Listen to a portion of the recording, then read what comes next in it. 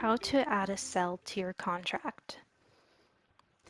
As you edit your contracts, you may want to add new cells or line items to the contract. To do this, it's really simple. You'll want to use the Cell Tool drawer, and from here we can add cells either to the header or to the body section of our contract. To do this, we just have to grab the line item and drag it over into our document. And from here we can place it wherever we want. I'm just going to go ahead and place a couple new cells at the top of our document. Now when you first put these cells into your document, they're going to have the default new title and the default new value. To clear out these default values, it's really simple. You can double click on the text and erase the value.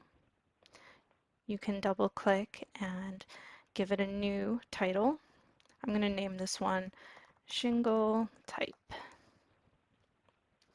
Now there's another way to clear out these values.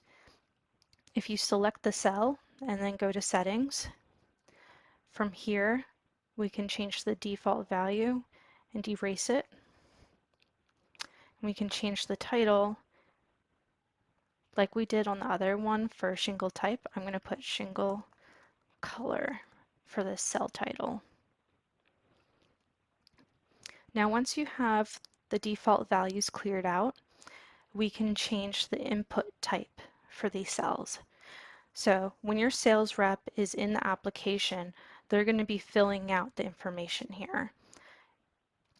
If you're going to have these cells linked back to the price guide using placeholders and linking, you don't have to worry about this part. But if your sales reps are manually typing in, we can control what type of information they can input into these cells. And to do that, select the cell that you want to change the input type for, then go to Settings, and under Input, we currently have this one selected as Keyboard, so that the sales reps are allowed to use the keyboard in the application and type in whatever they want. We could instead, for example, change this one to a number keypad, and this one's just for a single digit number.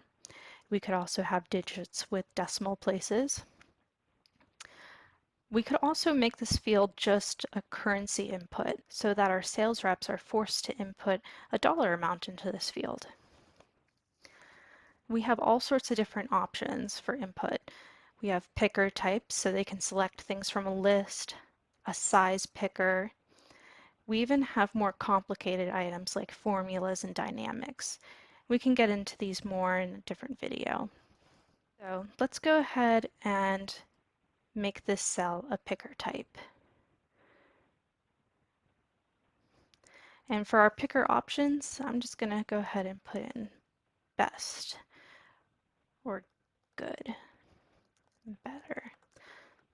So this will allow our sales reps to choose for our shingle type good, better, and best.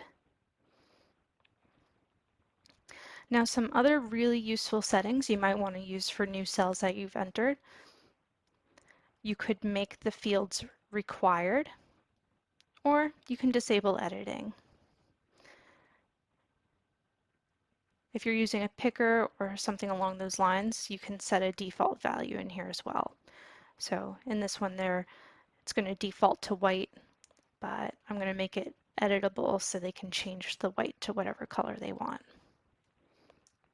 So that's just some really basic how to add a cell to your contract and how to edit the input type and a couple of other little settings.